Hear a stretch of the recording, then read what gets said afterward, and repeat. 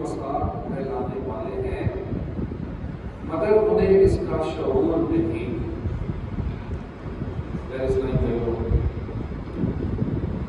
منافقوں کی کارستانیوں کا اور منافقوں کے برے کردار کا ذکر جاری ہے۔ اللہ کریم نے سورہ بقرہ کی ابتدا میں 13 آیات میں منافقوں کے عیبوں کا ذکر فرمایا تاکہ مسلمان انہیں کو پہچان لیں، ان کی شر سے بچے اور ان جیسے برے اعمال سے آگے بچتے رہیں۔ اب تک ہم ان 13 آیات میں سے 3 آیات کا ترجمہ تفسیر اور اس کا بیان سن چکے ہیں۔ ان 3 آیات میں بنیادی طور پر منافقوں کے 4 عیب بیان ہوئے۔ پہلا کہ منافقوں کے ظاہر باطن میں تضاد ہے، یہ دل میں کفر رکھتے ہیں، زبان سے دکھاوے کے طور پر کلمہ پڑھتے ہیں، یہ بدبخت اللہ کو، اللہ کے رسول کو اور مومنین کو دھوکہ دینے کی کوشش کرتے ہیں، مگر حقیقت یہ ہے کہ خود فریبی بھی مبتلا ہے، اپنے آپ کو دھوکہ دیتے ہیں۔ ان کے دلوں میں شک کی بیماری ہے، حسد کی بیماری ہے، اور چوتھا ہے کہ یہ بد انجام اللہ رسول کے حضور جھوٹ بولنے کی ناپاک جسارت کرتے ہیں۔ اسی سلسلے کی 2 آیات ہیں جو آج ابھی ہم نے سنی، آیت نمبر 11 اور 12۔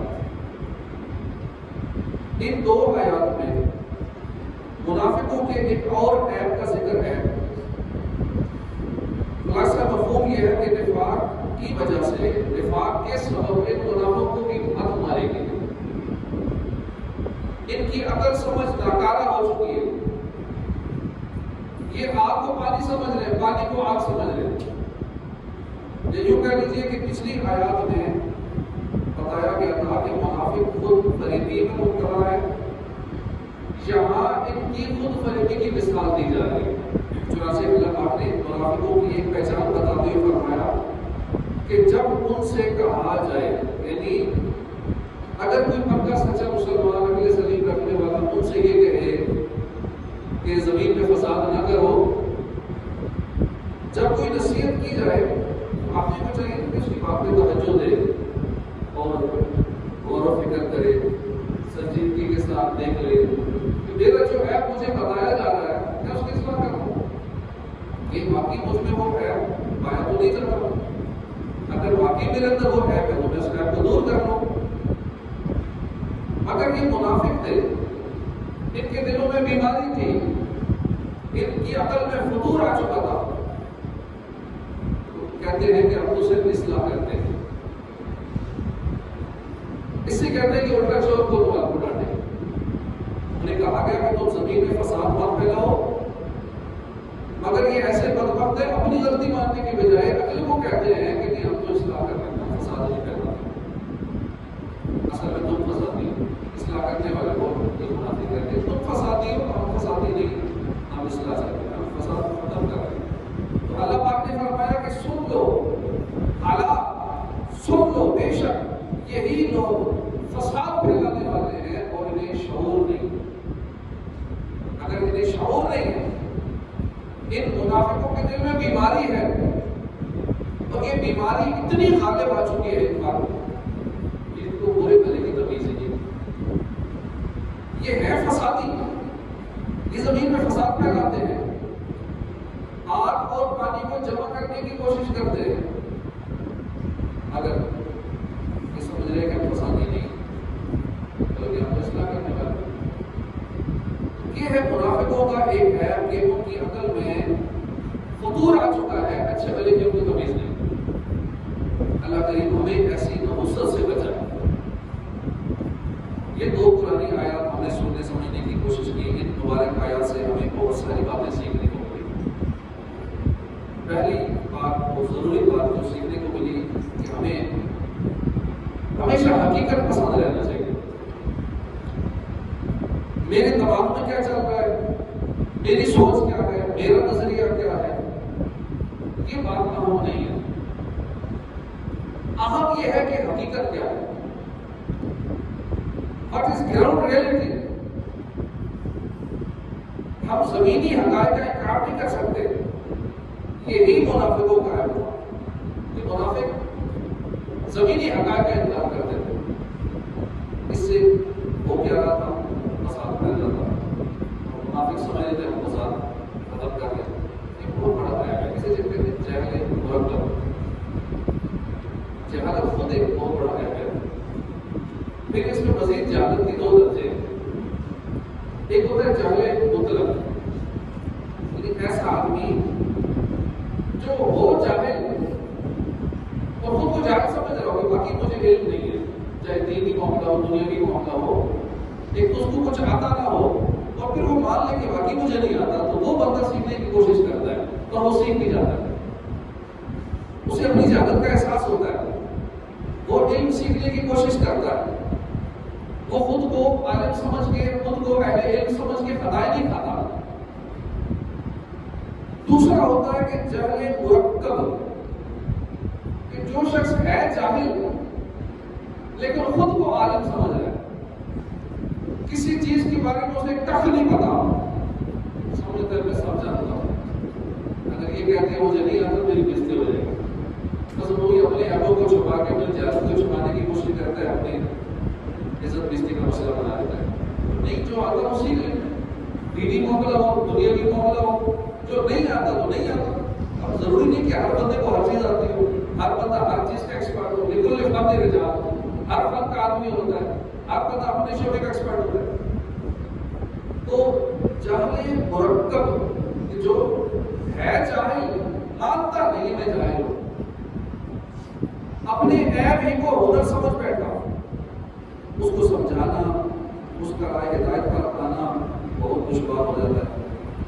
یہ کافروں کا مسئلہ کہ کافر جو ہے وہ اپنے برے کاموں کو اچھا سمجھ رہے ہوتے ہیں۔ اللہ کریم نے فرمایا کہ ان کے برے کام ان کی آنکھوں میں بھلے لگتے ہیں۔ آپ کو معلوم ہے کہ روزے قیامت سب سے بڑھ کر نقصان میں کون ہوگا؟ اللہ کریم نے فرمایا کہ تم فرماؤ کہ ہم تمہیں بتا دیں کہ سب سے زیادہ ناقص عمل والے کون ہیں؟ یہ وہ لوگ ہیں جن کی ساری کوشش ان کی دنیاوی زندگی کے لیے ہوگی، ساری کوشش دنیا بنانے کے لیے برباد ہوگی، حالانکہ وہ یہ گمان کر رہے ہیں کہ وہ بہت اچھا کر رہے ہیں، ساری زندگی بندہ سمجھتا میں بہت اچھا کر رہا ہوں، اپنے گمان میں سمجھتا رہتا میں اچھا کر رہا ہوں، حالانکہ وہ اپنا وقت برباد کر رہے ہو۔ مرنے کے بعد پتہ لگتا ہے کہ میں نے تو زندگی کی بجائے 60-70 سال ضائع کر دیے، یہی تو کمانے کا وقت تھا، یہی تو بیج بونے کا وقت تھا جو میں نے ویسٹ کر دیا ہے۔ یہ ہے وہ بدنصیب جو روزے قیامت سب سے بڑھ کر نقصان میں ہوگا۔ وہ کون ہے؟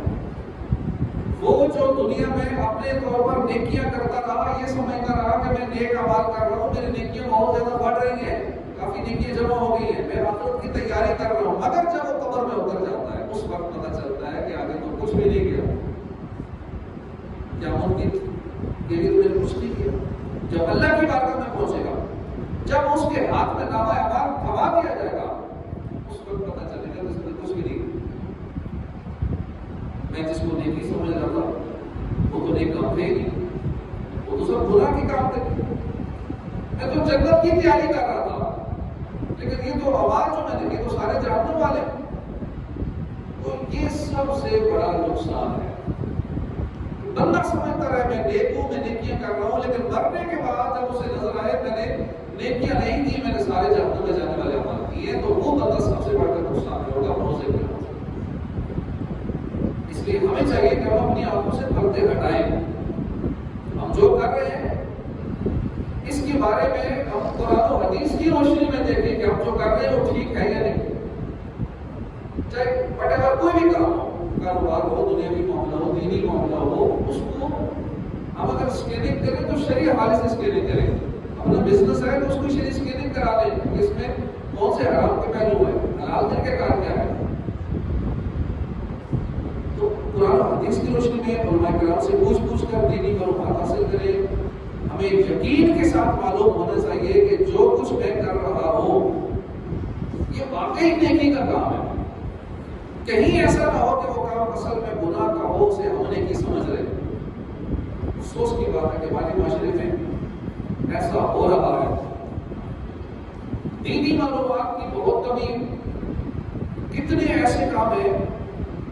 جو اصل میں گناہ ہوتے ہیں ہم نیک سمجھ کے کر رہے ہوتے ہیں، نیکی سمجھ کے کر رہے ہوتے ہیں۔ ہم مثال کے طور پر گھروں میں عورتیں 10 بیویوں کی کہانیاں پڑھاتی ہیں، باقاعدہ منتیں مانتی ہیں، خواتین کو جمع کرتی ہیں، شیرینی کا نیاز کا اہتمام کرتی ہے، اور پھر یہ نیکی سمجھ کر وہ 10 بیویوں کی کہانی پڑھوا رہی ہوتی ہے۔ اصل میں یہ 10 بیویوں کی کہانی کیا ہے؟ یہ تیرا جھوٹ ہے، من گھڑت ہے، اس میں کوئی نیکی والی کام بات نہیں، نہ اس کی کوئی شرعی حیثیت ہے، بس وقت ضائع کر۔ ایسے ہی ہمارے یہاں صدقے کے عجیب مفہوم پایا جاتا ہے۔ قرآن و حدیث میں صدقے کے بہت فضائل آئے ہیں۔ ہمارے یہاں لوگ کیا کرتے ہیں کہ صدقہ کرتا ہے تو 2-4 کلو بکرے کا گوشت بازار سے لیا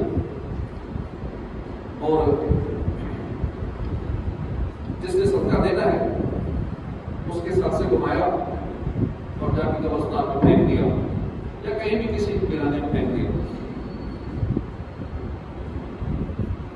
اب یہ سمجھتے ہیں کہ بہت نیک کام کر دیا، ہم نے صدقہ کیا، اللہ کی راہ میں دے دیا، صدقہ ہو گیا اللہ کی بنا۔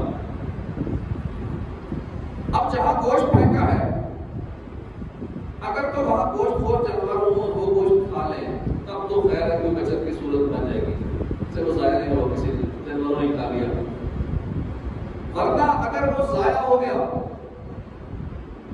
اور کھانے پینے کی چیز ضائع کرنا یہ گناہ کا کام ہے، چاہے ایک روٹی کا لقمہ کیوں نہ ہو، چاہے ایک چاول کا دانہ کیوں نہ ہو، کھانے پینے کی چیز اگر ضائع کرتی تو ضائع کرنے کا اسلام کا گناہ ہو۔ اللہ پاک فرماتا ہے کہ بے شک فضول خرچی کرنے والے شیطانوں کے بھائی ہیں۔ خیر لوگ یہ کام کر رہے ہیں، باقی ایسا ہو رہا ہے، کافی لوگ بتاتے ہیں کہ ہم تو آئے دن بکرا دیتے ہیں، ہم تو سیلی بکرے کی یوں کرتے ہیں، چھوٹا پھینک آتے ہیں، گوشت لیتے ہیں پھینک آتے ہیں، کئی کو سمجھا پھینک آتے ہیں، کسی مسلمان کو کھلا دو، پھینک آتے ہو کس کی کام آئے، وہ ضائع ہو گیا۔ کئی تو سمجھ جاتے ہیں، لیکن کئیوں کے تو باقی بات ایک بات کڑی ہوتی ہے، وہ کڑے رہتے ہیں، ہم بہت کچھ جانتے ہیں۔ جو ہی جہل مرکب ہوتا ہے کہ جو ہوتا جاہل ہے لیکن سمجھتا میں بہت کچھ ہوں، جو میں کر رہا ہوں، جو میری سوچ ہے وہ ٹھیک ہے، جو قرآن و حدیث میں بات آئی ہے وہ پاس کرتے ہیں، کوئی سمجھ میں نہیں ہے۔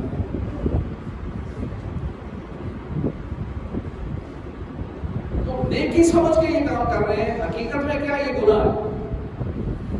اصل میں صدقہ یہ ہے کہ رقم یا کوئی اور چیز بالفرض اگر گوشت کا صدقہ کر دینا ہے تو وہ گوشت کسی غریب کو دے دے، کسی مسلمان کو کھلا دے، دوستوں کو کھلا دے، کسی مدرسے میں دے دے، کسی محفل میں کھلا دے، کسی کو طلباء کو کھلا دے۔ اسی طرح مسجد میں چندہ دے دینا، مدرسے میں چندہ دے دینا، ان نیک اعمال میں خرچ کرنا یہ بھی صدقہ ہے۔ لیکن کئیوں کے ذہن میں صدقہ صرف بکرے کا ذہن میں بیٹھا ہوا ہے یا بکرے کی سیری کا، اور کئیوں کے ذہن میں تو صرف کالے بکرے کا، کالے کے علاوہ اور نیلا پیلا نہیں چلے گا، وہ کہتے کالے ہی ہو، کوئی بھی چل جائے گا، اللہ کی راہ میں کچھ بھی دے گا نا، 1 روپے بھی دے گا وہ صدقہ ہے۔ تو ایک تو صدقے کا یہ کنسیپٹ ہمیں کلیئر ہونا چاہیے۔ خیر ہمیں حقیقت پسند کرنا چاہیے، وہ کام کریں جو باقی نیک کام ہے۔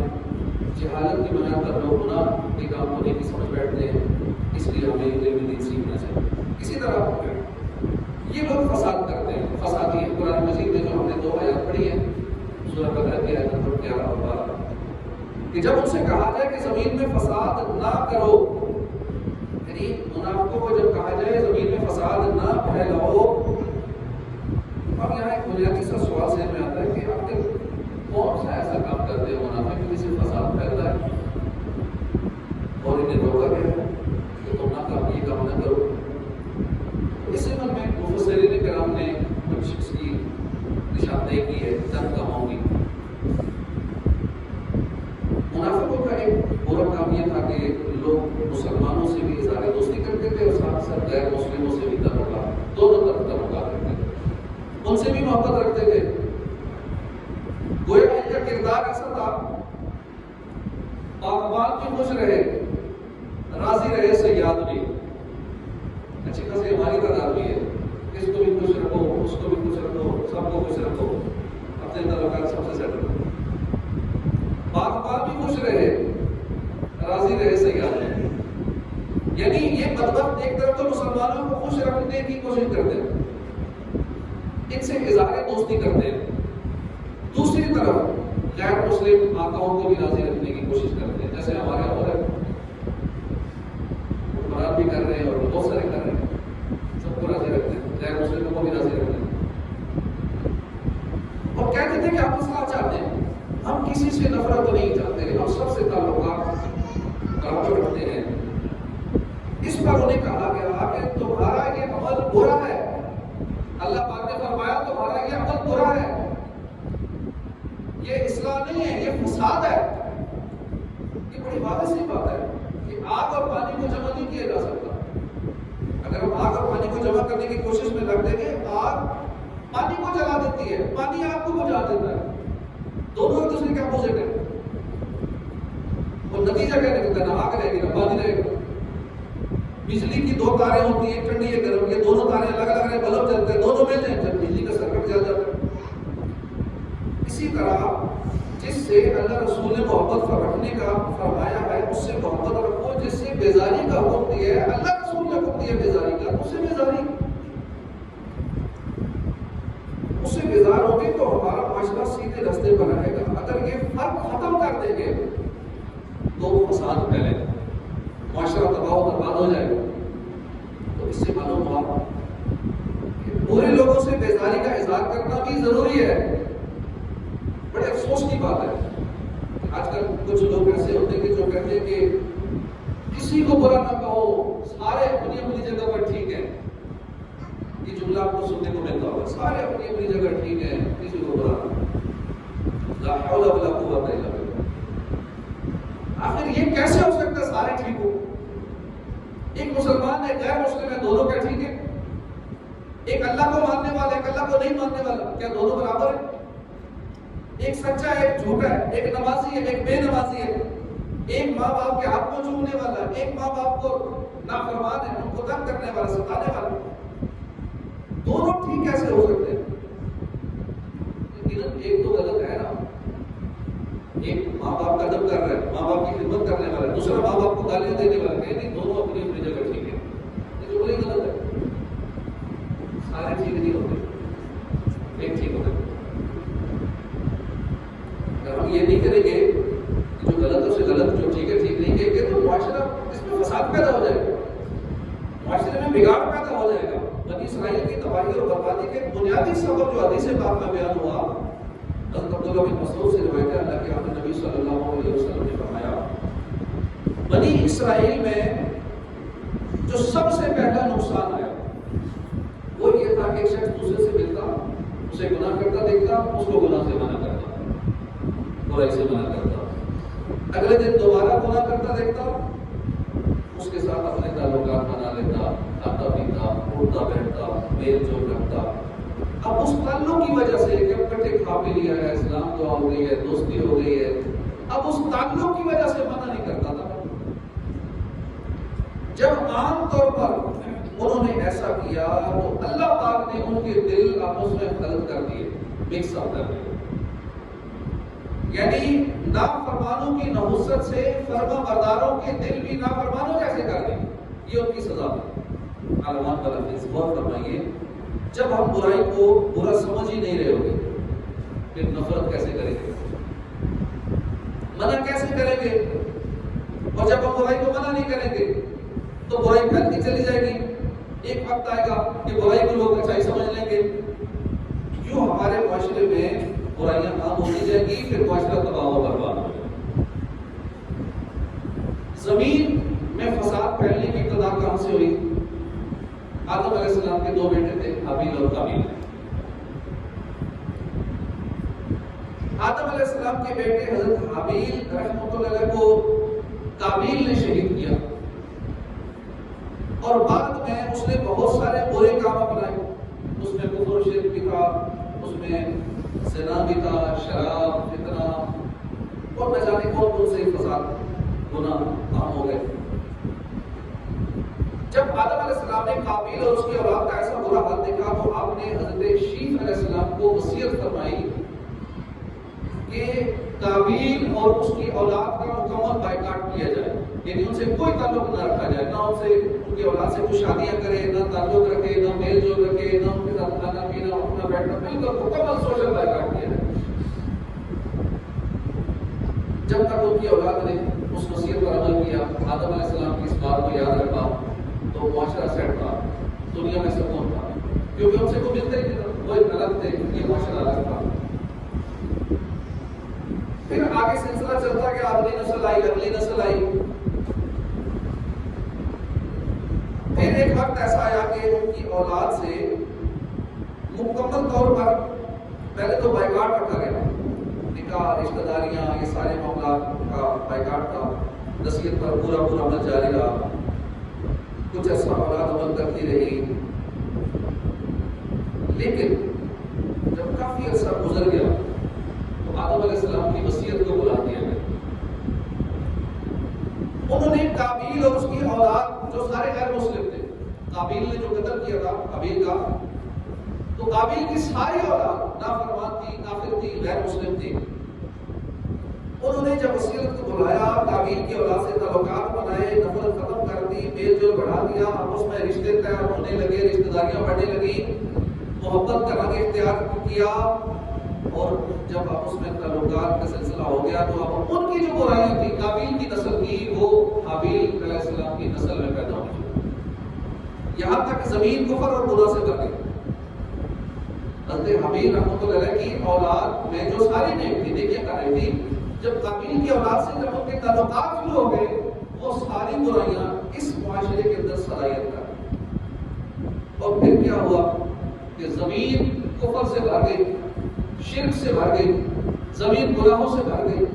اللہ نے نوح علیہ السلام کو بھیجا، نوح علیہ السلام نے 550 سال تبلیغ کی، اور تقریباً 80 کے قریب لوگ آپ کی بات مانے، اور پھر اللہ کا عذاب آیا، پانی کا عذاب آیا، اور پوری دنیا میں ہر چیز تباہ و برباد ہو گئی، نسل انسانی مکمل ختم ہو گئی، جو نوح علیہ السلام کی کشتی میں آ گئے تھے وہ بچ گئے، باقی سارے تباہ و برباد ہو گئے۔ تو یہ ہے زمین میں فساد۔ اس کی ابتدا کہاں سے ہوئی؟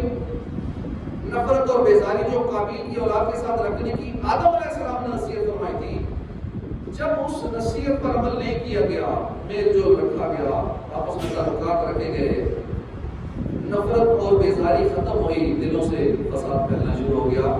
اس لیے ہم سب کو چاہیے کہ برائی سے نفرت کریں۔ ہمارے پیارے آقا صلی اللہ علیہ وسلم کا فرمان ہے کہ جو برائی کو دیکھے اسے ہاتھ سے روکے، ہاتھ سے بدل دے، اگر ہاتھ سے بدل سکتا ہے تو ٹھیک ہے، ورنہ لسان ہی پھر اپنی زبان سے بدلے، اگر زبان سے بھی نہیں بدل سکتا ورنہ قلب ہی، تو کم از کم اپنے دل میں اس برائی کو برا سمجھے۔ اتنا کلیئر ارشاد، واضح ارشاد۔ کوئی بھی مسلمان جب کو برائی دیکھے، چاہے وہ عقیدے کی برائی ہو، عمل کی برائی ہو، کردار کی برائی ہو، گفتار کی برائی ہو، ہم میں سے ہر ایک کی ذمہ داری ہے کہ اس برائی کا بائیکاٹ کرے۔ اگر یہ نہیں کر سکتے تو کم از کم اس برائی سے نفرت تو کرے۔ منافقوں کا دوسرا ہے برا عمل، جو ان آیات کریمہ میں ذکر ہوا کہ فساد فی الارض، زمین میں فساد کرتے ہیں، تو وہ عمل ہے چغلی کھانا۔ وہ یہ کہتے ہیں کہ منافق چغلیاں کھایا کرتے ہیں، صحابہ کرام کے ساتھ رہتے تھے، جو باتیں صحابہ کی سنتے تھے وہ غیر مسلموں کو بتاتے تھے۔ اس سے معلوم ہے کہ چغلی اتنی خطرناک ہے کہ اس سے زمین میں فساد پیدا ہوتا ہے۔ چغلی کی وجہ سے بھائی بھائی کا دشمن بن جاتا ہے، والدین اولاد کے درمیان نفرت پیدا ہو جاتی ہے چغلی کی وجہ سے، دوست دوست سے لڑ پڑتا ہے۔ ایسے ایسے نقصان ہے چغلی کے جس کو معمولی سے سمجھ جاتا، اس کی بات ادھر کر دی، اس کی بات ادھر کر دی۔ ایک شخص تھا، اسے کام کے لیے ملازم چاہیے تھا۔ پہلے دور میں ملازم خریدے جاتے تھے، بازار سے بکتے تھے، ملتے تھے۔ وہ بازار کے ملازم خریدنے کے لیے اس نے ایک غلام دیکھا، اسے پسند آ گیا، مالک سے قیمت طے کی۔ مالک نے اس میں کوئی اور ایپ نہیں ہے، بس باقی سارا کچھ ہو گیا ہے، ساری خوبی ہے، بس ایک اس میں تھوڑا مسئلہ ہے، چغلی کھاتا ہے۔ خیر ہے، باقی تو خوبی ہے، ایک چھوٹا سا مسئلہ ہے چغلی والا۔ خرید لیا۔ اب وہ غلام آیا اپنے آقا کی نہیں کرتا. لیکن جو چغلی کھاتا ہے نا اس کو مزہ نہیں آتا جب تک چغلی نہ کھا لے, اس کی رگ بھڑکتی رہتی ہے. چغلی کھاتا ہے اسے کو سکون ملتا ہے, اسی ٹو میں رہتا ہے. کسی کی بات پتہ چلے میں ادھر بتاؤں, کسی کی پتہ لگے ادھر بتاؤں, یہ اس کی عادت ہوتی ہے. جو بندہ بھی آپ کے سامنے کسی کی چغلی کھا رہا ہے تو سمجھ لیں کہ بندہ ٹھیک نہیں ہے, یہ آپ کی بھی چغلی کہیں اور کھائے گا. جو آپ کے منہ سے نکلے گا وہ بات کہیں اور لازمی پہنچائے گا. اس لیے کبھی بھی چغلی کھانے والے کی بات پر کان نظریہ کہ فلاں ایسا ہے, اگر وہ وتھ پروف کی بات کر رہا ہے نا تو پھر بھی نہ مانے کہ ٹھیک ہے بات ٹھیک کر رہا ہے لیکن یہ چغلی کھا رہا ہے. چغلی کھا رہا ہے تو کبیرہ گناہ کر رہا ہے. جو کبیرہ گناہ کر رہا ہے, جو فاسق ہے وہ اللہ کو سچا کیسے ہو سکتا ہے کہ تو جھوٹا. کسی کی چغلی میرے پہ کھا رہا ہے تو میری چغلی کہیں اور کرے, یہ خطرناک آدمی ہے. بہرحال ایک دن اس کی رگ بھڑکی, جو کی عادت ہے وہ کیسے پوری کرے, کیسے چغلی کھائے.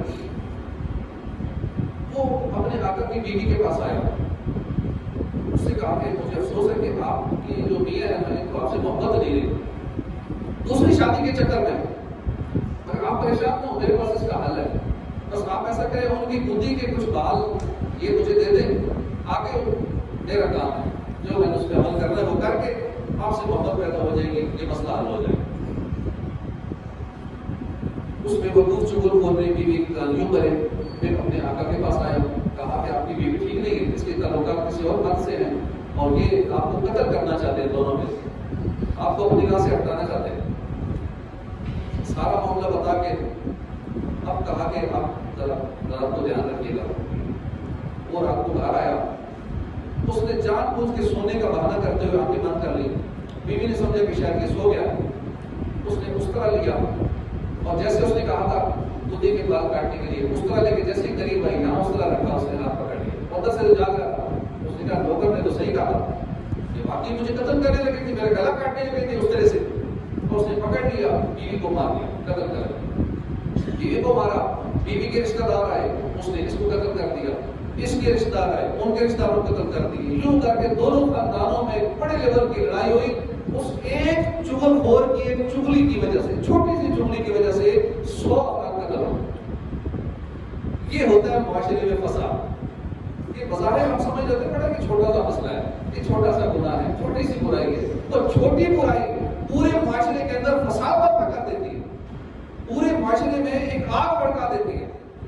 تو اس لیے ہمیں منافقوں کے اس طرح کے جو برے عیب ہیں ان سے اپنے آپ کو بچانا چاہیے.